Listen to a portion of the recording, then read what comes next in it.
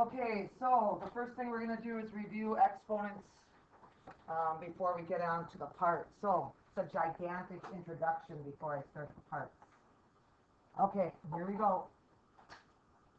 We're going to review radicals, everything that we learned, I think maybe second quarter or third quarter in Algebra 2 last year. And everybody knows that the square root of 4 is 2. But you learned how to get the square root of 4, and I'm going to show you because you need to know how to do it the long way, correct? Isn't 4, don't you need to prime factor down? And 4 is made up of a 2 and a 2. Whoever your teacher was last year. For every 2 things, I like circling it, you can take 1 out, correct? For every 2 things you circle, you can take 1 out. What is the square root of 4? 2. The square root of 18 is not a perfect square, is it? So, how do you do it? You prime factor. It's made up of 2 times 3 times 3. I can go a little faster because this is college algebra, right? Doesn't 2 times 3 times 3 all prime numbers? And it's already factored all the way down. And you can only take out what? Single, pairs, triples. What can we take out? Only pairs, right? So can we take out the 3? Does the 2 have a little partner to come out to play? No, he has to stay inside. You have to have a partner to come out to play, right? So the 2, I can't get on here. The final answer is 3 can come out. The square root of 2 has to stay inside the house. Final answer. Okay, and now I'm switching it. Instead of a square root, we're going to do a cube root. You do the same thing. Isn't 16 made up of 4 times 4 is 16, but can't you break the 4 down twice and the 4 down twice? 2 times 2 times 2 times 2. Are we looking for pairs of stuff when we're doing cube root? No, if we're looking for triples, right?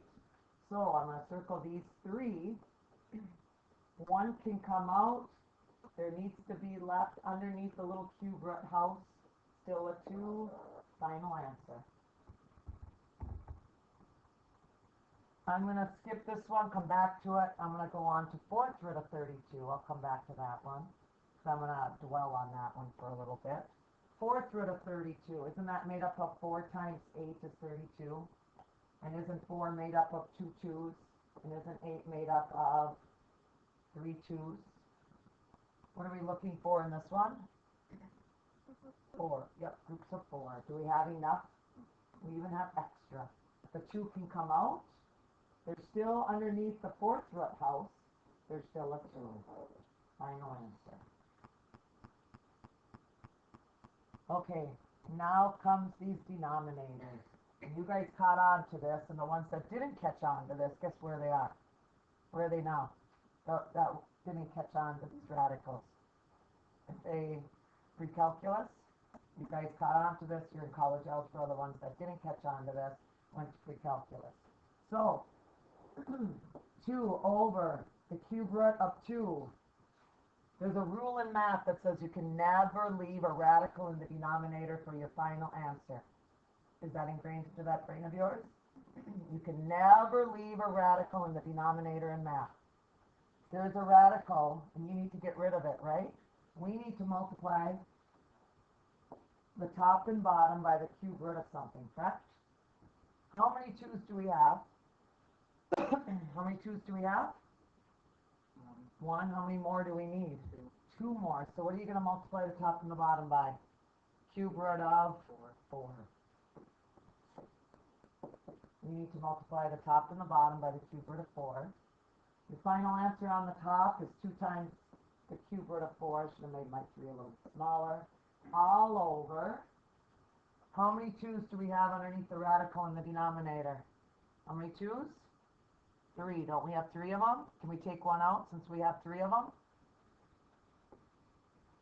Final answer? Do we have a radical left in the denominator? We don't have a radical, but is that the final answer to the problem? Would that be correct on the test? Would that be correct on the test? No, that would not be correct. What do we have to do still? Cancel the 2's out. Final answer, cube root of 4. Final answer is cube root of 4. Let's do one more of these. Let's do 7 over The fourth root of 25. 7 over the fourth root of 25. Again, there's a rule in math that says you can never leave a radical in the denominator as your final answer. I need to multiply the top and the bottom by the fourth root of something.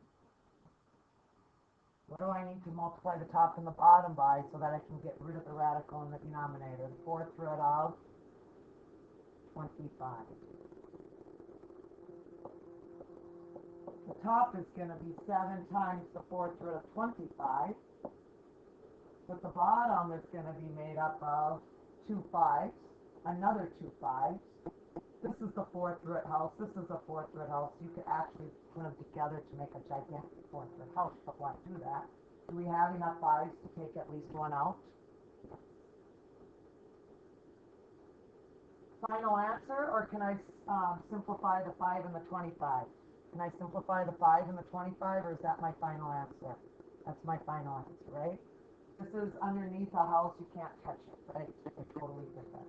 Any questions on how to get rid of a radical in the denominator?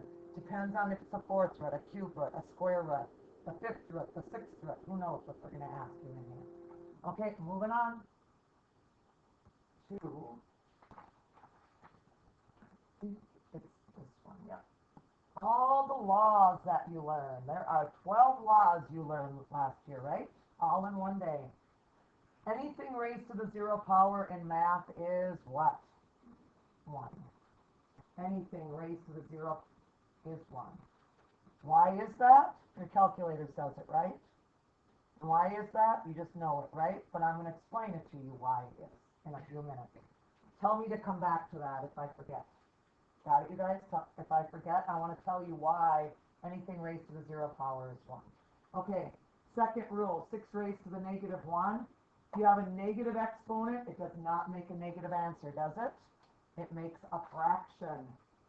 It's 1 over 6 to the positive 1. The negative exponent changes to a positive exponent just by flipping it down into the denominator. Same thing with this one. If you have 1 over x to the negative 3, if you want to get rid of it in the denominator, it can flip up to the numerator, right? And it becomes x to a positive 3. Negative exponents just flip. Numerator, denominator, or whichever way it goes. Number 3, if you have 2 bases, what do we do with the exponents? 5 to the second times 5 to the first is 5 to the third. You add them. And then you should probably say it's 125 because that's what 5 to the third is. Okay, the next one, x to the third raised to the fourth. If you have a power raised to a power, it's x to the 12. When you see this on the ACTs, yes, juniors and maybe seniors might be taking it in, I think, next week. I think the ACT is given, yep, this Saturday, if you signed up for it. It's usually in Goodhue or Red Wing this weekend. If you didn't sign up for it, then you could sign up for it again in October for the seniors. Juniors don't usually take it until December, February, April, June, whenever you want to take it. Okay, this one means everything inside of here has to be raised to the what power? Second. So, what's 2 to the second? 4. A to the what power? 4. And B to the 6. Final answer. 4. A to the 4th, B to the 6th. Very, very quick problems. Not a lot of work, but you can make simple mistakes on a test if you don't really know what your rules are. The next one, I would probably take everything and raise to the negative 2 first and worry about the negative 2 later. 3 to the negative 2, I just write that out and worry about it later. B to the what power? B to the positive 2. One of them's negative and the other one's positive. You don't have to do anything to the positive exponent, you just have to do something to the negative exponent. What happens to the negative exponent? Goes down below, right? Final answer. B to the second stays on the top, it does not flip. Only the negative exponent flips, and it's 3 to the second on the bottom, which ends up being a 9. Final answer. And I don't even know what happened with number 7. Oh, needs to have big parentheses. Again, everything inside the parenthesis has to be raised to the second power. Yeah. What am I saying?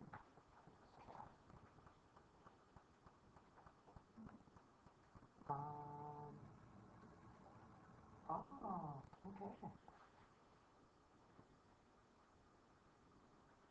Okay, there you go. Go ahead. Okay, everything in, you finished this, right? While Edwin was just in here, right? All done?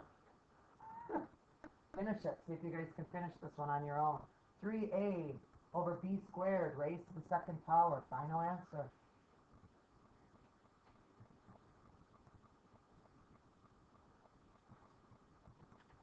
Okay, final answer. 3 squared. What's the simple mistakes that people are going to write on the test? What are they going to do? And instead of putting 9 down, what do you think some people are going to do? Put 6. They're just going to multiply the two numbers. 9a to the second divided by b to the fourth. Final answer. Some of you think this is a blast. This is just unbelievable on a Wednesday morning. Some of you could care less. You could be in bed right now. It's raining out, but it is what it is. So, okay, bless you. Okay, the next two. The cube root of 2. There's nothing much to the cube root of 2 except how to change that from radical into exponential. There's a little 1 above the 2. There's a little 1 above the 2. How do you get that out of radical? It's 2 raised to the 1/3 power. If you plug this cube root of 2 into your calculator, you guys know your little exponent caret key, correct? If you took 2 and raised it to the 1/3 power, do you think you're going to get the same answer? Do you believe me that you get the same answer? Yeah. Okay, this one, x to the 2/7, I want you to put it back into a radical instead of an exponential. And should I show you what I taught Algebra 2 last year? Remember my little car? Anybody remember my little car? Here's my car. Isn't it cute? X to the 2/7. And you zoom in, see the power it has behind it. And this is the garage. You're going to park the X in the garage. As you're cruising by, what happens to the 7? What happens to the 7? Does it get caught in the rut? It gets caught. Just like a road has a little rut. It gets caught in the rut. And what happens to the 2? Jumps off the cliff. That's the way I taught it in Algebra 2 last year. If you had me, if you remember my little car. You don't have to make a zooming car though. So what's the same thing as x raised to the 2/7? The 7th root of x squared. Okay, the next one. How do you do the cube root of the square root? How do you do the cube root of the square root? So I would probably, oh, there's a little 2 right here, right? Cube root of the square root. You could take them out, or you could just know the rule that you could just multiply these two numbers together to make the 6th root of x. That's probably the quickest way. If you see the cube root of the square root of x on the ACTs, just multiply them together. Okay, this is a popular one right here. What is the square root of a squared plus b squared? What is the square root of a squared plus b squared? Is there 2 a's in this problem? Is there 2 b's in this problem? Do you think you could take them both out? Could you take them both out? Is the square root of a squared plus b squared equal to a plus b? Could you take 1 out of each? Is that correct? Is that correct? Would that be right on the test? No, that would not be right on the test. A squared plus b squared, that is the answer. That cannot be simplified. That cannot be simplified.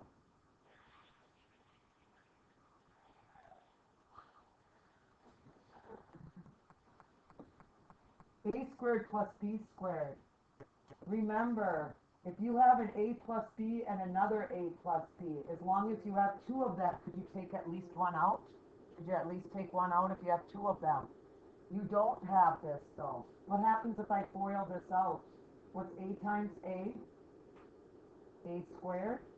What's a times b and a times b? Don't you have 2 ab's? Plus b times b, b squared. Is this the same thing as this? Are they exactly the same? No. This is this backwards. If you have two of them, you could take it out. You don't have two a plus b's because this makes this. It doesn't make that. This is the simplified version, the square root of a squared plus b squared. You cannot simplify that. And the last one, the cube root of 27 over b to the third. Star this one. Get this ingrained into this little brain of yours. If you see this on the ACT, if you see this on the test, fireworks are going to be going off in your head, and you're going to say to yourself, when I see something like this on the test or on my homework, Miss Chose told me to split it up. What did I tell you to do? Split it up. Miss Chose told you to split it up if you see this. All you do is you split it up into two different radicals. Two different cube root of b cube, just a cube root. Split it up so it doesn't look as confusing. Whenever you see this on the test, whenever you see this on the ACTs, whenever you see this in the book, if you see a gigantic radical, split it up. Is there enough b's to take at least one out in the bottom? Is there enough threes? How many threes are on the top? 3 of them. Can we take at least one out? Final answer, 3 divided by b. And just a quick little blurb down below, never leave a radical in the denominator as your final answer on the test coming up. Don't ever leave it. Okay, we are moving on. That was the introduction. Now we can start the what? The parts. We're not Algebra 2 students anymore. We are in college, you guys. College. So, introduction was gigantic. Now we're going to do some, what it's going to look like in the book. Express the number in the form of AB. No calculator. If you use a calculator on the test, I'm going to mark it wrong. You have to show your work. You have to show your work.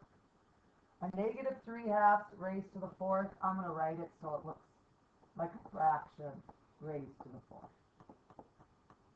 If you see this, you have to take everything in the numerator and raise it to the what power? To the 4th, and everything in the denominator and raise it to the what power? To the 4th. So it's going to be a negative answer or a positive answer. If you take a negative number and raise it to an even number, positive or negative answer? Positive, right? So you have a positive answer. Anybody know what 3 times 3 times 3 times 3 is? 3 times 3 is 9. 9 times 3 is 27. 27 times 3 is 81. Over, what's 2 times 2 times 2 times 2? 16. Final answer, 81/16. The next one, 9 raised to the 5/2. 9 raised to the 5/2. You can either put this in radical form again, or you can remember what we taught you, I think, chapter 7. Change 9 to a base number. Change 9 to a base number. And I might as well review all the base numbers that you learned. 2 to the 1st is 2, 2 to the 2nd is 4, 2 to the 3rd is 8, 2 to the 4th is 16, 2 to the 5th is 32. 3 to the 1st is 3, 3 to the 2nd is 9, 3 to the 3rd is 27, 3 to the 4th is 81, 3 to the 5th is 243. Gotta know these off the tip of your head. You guys kind of know what I'm doing, right? Making this chart. Nada's over there going, yep, I understand what she's doing. 5 to the 1st is 5, 5 to the 2nd is 25, 5 to the 3rd is 125.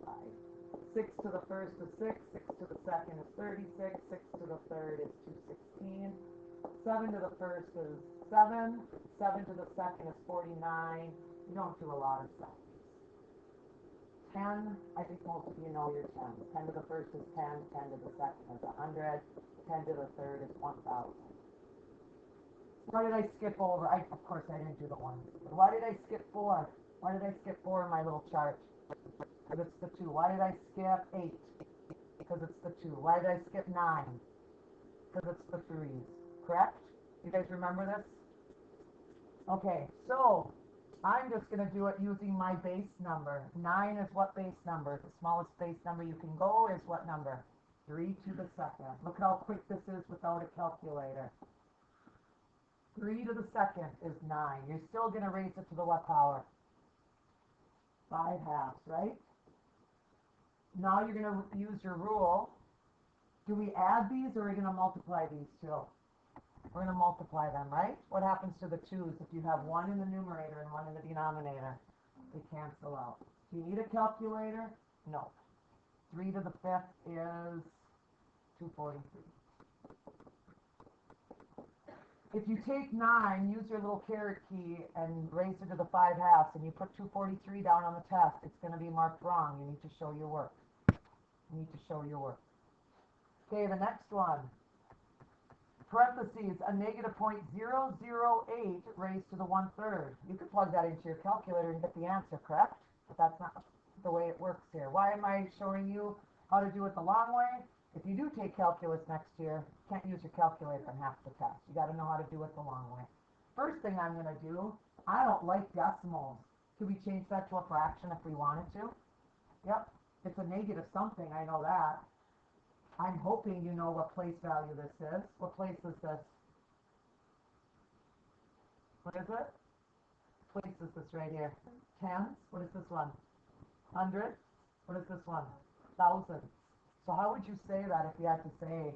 You'd say that is, yep, it's a negative 8 1,000ths. It's a negative 8 1,000ths. Is that easier to look at than that decimal? You're going to take that and raise it to the what power? 1/3.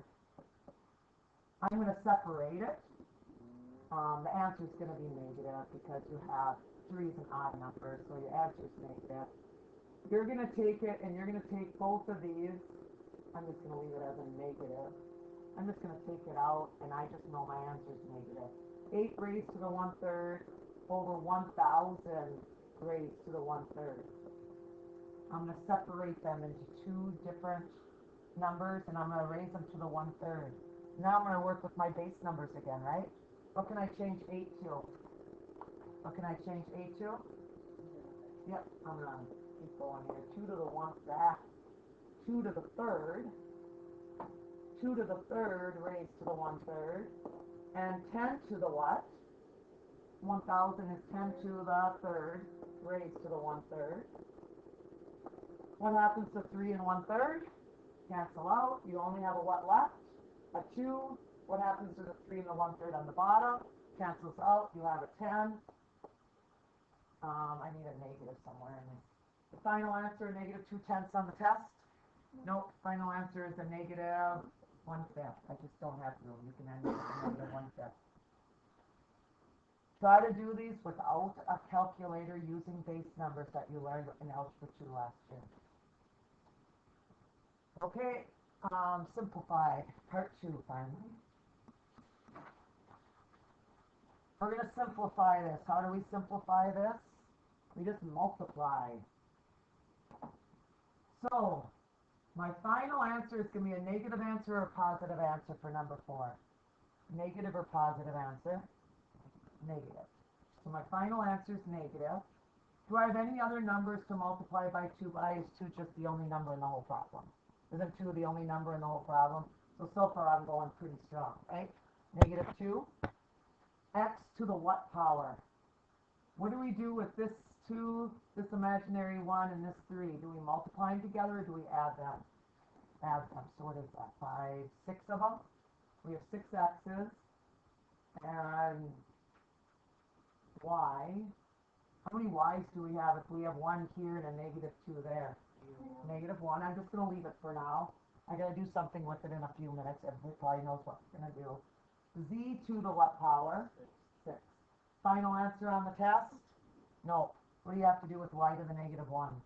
Bring it down below. I'm just going to erase it just to save some time and put it down below just to save some time. Okay, number 5.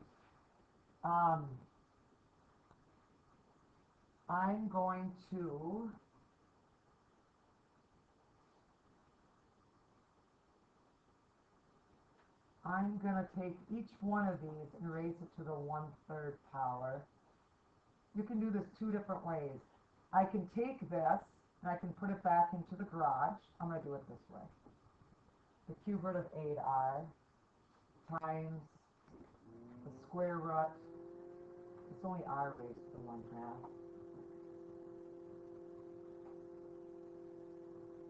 I'm not going to do it that way. I'm going to just multiply 8 raised to the 1/3. I'm going to just take that part and put it into the cube root.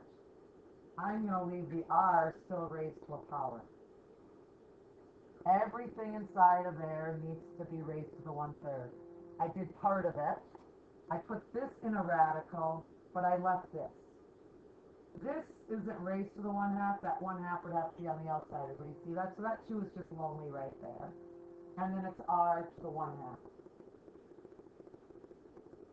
The reason why I did that is because I know what the cube root of 8 is. Everybody knows what the cube root of 8 is? It's 2, isn't it? So this makes a 2 and this makes a 2. So that makes a final 4, right? So we have a 4. And what happens with these when your bases are the same? What can we do with their exponents? What can we do with their exponents? Add or multiply? Add them. Can we handle adding two fractions that don't have the same common denominator since we're in college algebra? I think we can handle it. 4r to the what power? What's the common denominator between 1/3 and 1/2? 6. 1/2 is the same thing as 3/6. What's the same thing as 1/3? 2/6. What's 2/6 plus 3/6? 5/6. 4r raised to the 5/6 power. Final answer. 4r raised to the 5/6 power. Again, I knew what 8 was. I didn't know what r was. I left the r alone, but I did figure out this. My 2 is just by itself, and then I put my r's together by finding a common denominator. This one is very similar to that. These are all a's. There's not even a number to be found. All you're going to do is do what with your exponents? Add them, right? A raised to the, don't you have to make them all 6? So this is going to be 4/6. This one's going to be a negative 3/6. And this one's already 5/6. 4/6 take away 3/6 is 1/6 plus 5/6 is 6/6, which is 1. So your final answer is just an A. Final answer is just an A. You guys are bad. You didn't tell me about the 0 power, you guys. I gotta go back. Just want to show you. Anything raised to the 0 power in math is 1. You just memorize that. Your calculator says it. You just move on and be happy with it. That's not good enough for me. I want to tell you why anything raised to the 0 power in math is 1. So, down here. So, if you see 8 raised to the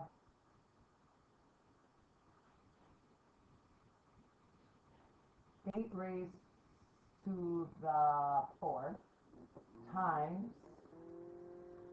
8, I gotta think about this, 8 raised to the negative 4. 8 raised to the 4th times 8 to the negative 4. If your bases are the same, you can leave it as 8. What can you do with your exponents? Add them. That makes what? 8 to the 0. And you know the answer is 1, but now I'm going to show you why. 8 to the 4th is just 8 to the 4th. What can I do with this part? Goes where? Into the where? The denominator, and it also becomes 8 to the 4th. What's 8 to the 4th divided by 8 to the 4th? Isn't it going to be 1? So that's why anything raised to the 0 power is 1. You really can't. Okay, moving on. I think we're done with that, aren't we? The screen? Yeah. Okay, express using rational expressions.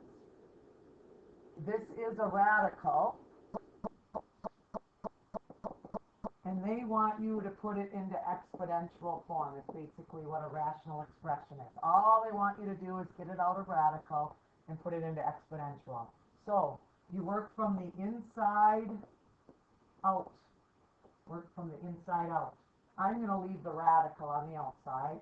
I'm going to leave the a, but the only thing I'm going to change is the square root of b. I'm going to change it to b raised to some power. What's the little imaginary number that's not shown right there? B to the first, and there's a little imaginary what here? It's called the square root 2. So if you want to take it out of radical, it's b raised to the 1/2 power. So I just did that. Now I'm going to take all of that, put it in parentheses. All of that is raised to the what power? What's the power out here? Imaginary number is 1, and what's out here? 2. So is it all of this raised to the 1/2 power? All of that is raised to the 1/2 power. So to get this out of radical and put it into rational expressions, that's what it would look like. Same thing with this one. Work from the inside out. Leave the 4th root. Change the r to the what power? R to the 1/3. S to the 1/2. Can I take all of that out since it's a 4th root? All of this is going to come out. Is it ours? No, I think not.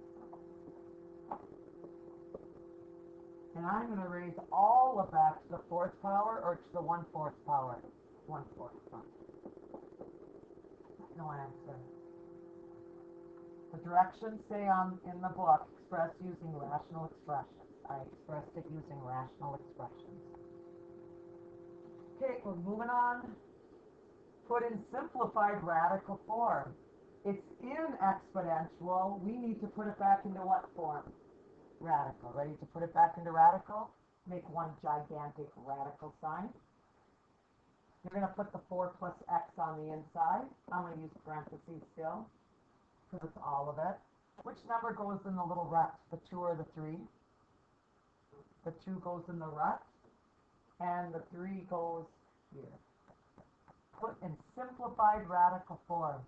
If it didn't have the word simplified, and it just says put in radical form, this would be the answer to the problem. That's not the answer to the problem on the test, though. It says what here? Simplified radical form. This is the square root, correct? How many of the same thing do you need to have underneath to take at least one out? How many of the same thing? 2. How many things do we have that are exactly the same underneath? How many of the same things do we have? Don't we have 3 of them? How many?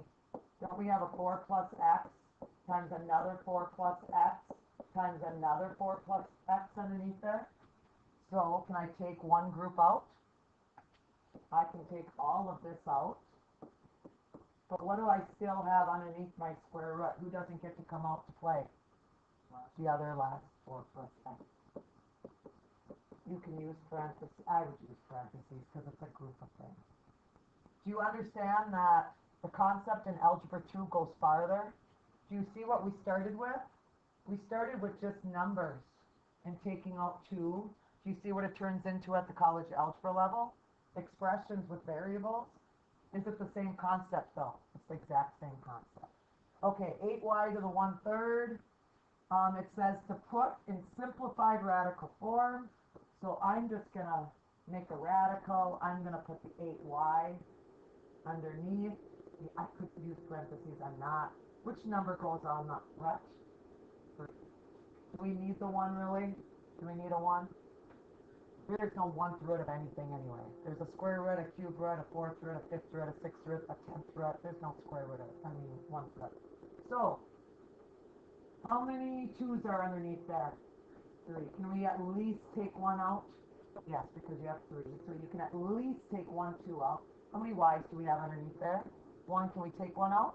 No, that little guy has to stay inside the cube root. He's not happy, but that's the way it's going to be. Final answer on the test would be 2 times the cube root of y. Okay, we're almost done. I didn't think we were going to finish, but we are. 9 after, right? Yeah. Simplify the expression. Rationalize the denominator when possible. You see something like this on the test or on the ACTs or in the book, what are you going to do when you see something like this? Split it up. Very easy if you split it up. X to the 6th, y to the 12th, over the square root of 125. That's the first thing you're going to do is split it up. There's a lot of different ways you can go about this after that. You know that 125 is made up of 3 5s, correct? And you know that that's a square root, so you're looking for doubles, correct? You can never leave a radical in the denominator as your final answer, so I know that can't be my final answer. So what do I have to multiply my top and my bottom so that I get rid of that square root of the denominator? How many more 5s do I need? One more 5. So now I get to add another 5 to the mix. And I can circle these two and I can circle these two finally. And now what do I have in the denominator? 25 finally. Is that okay for your final answer? Yes. We might simplify it. I don't think we have to. Okay, x to the 6th. Isn't there 1, 2, 3, 4, 5, 6? And for every 2, can't you take at least 1 out? So are we going to have no more x's in the house, right? Or in the radical? It's going to be x to the 3rd. Some people actually wrote them out. Some people could probably visualize that there's 3 groups of 6 and 3 groups of 2. How many groups of y to the 12th is there? 6. And some of you will have to write it out. Most of you know it's y to the 6th. And what about this little lonely little square root of 5 that we multiplied the top? Not enough of those little guys, right? Leave him in there. Final answer. X to the 3rd, y to the 6th, square root of 5 all over 25. And last problem of the day. Fourth root of 3x to the 5th, y to the negative 2 to the 2nd. There are 2 ways you can do this problem. You can either take it out of the radical, and it looks like this. It's your choice. You can take it out of the radical, raised to the 2/4, which ends up being what? What's 2/4 the same thing as 1/2? You can do that. That's one way to do this problem. Another way to do this problem is to take the 4th root and take everything inside of here and raise it to the 2nd power. So 3 to the 2nd is 9, x to the 10th, and y to the negative 4. Then I'm going to write it as the 4th root of 9x to the 10th over y to the positive 4.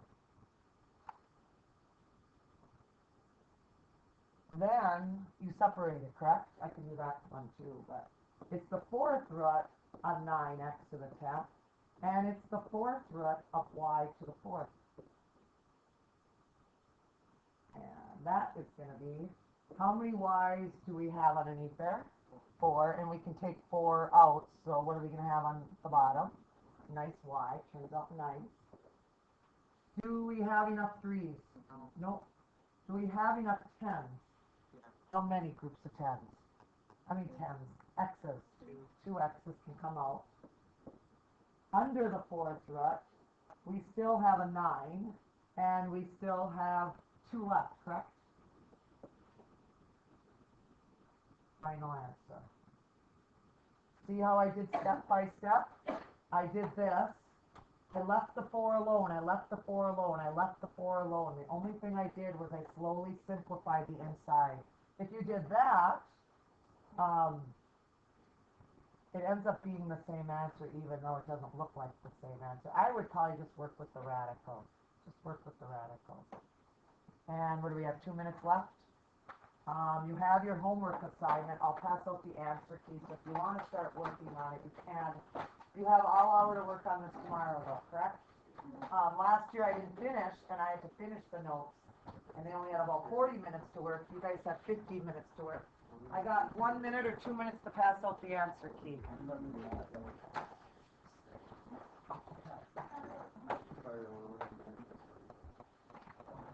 Okay.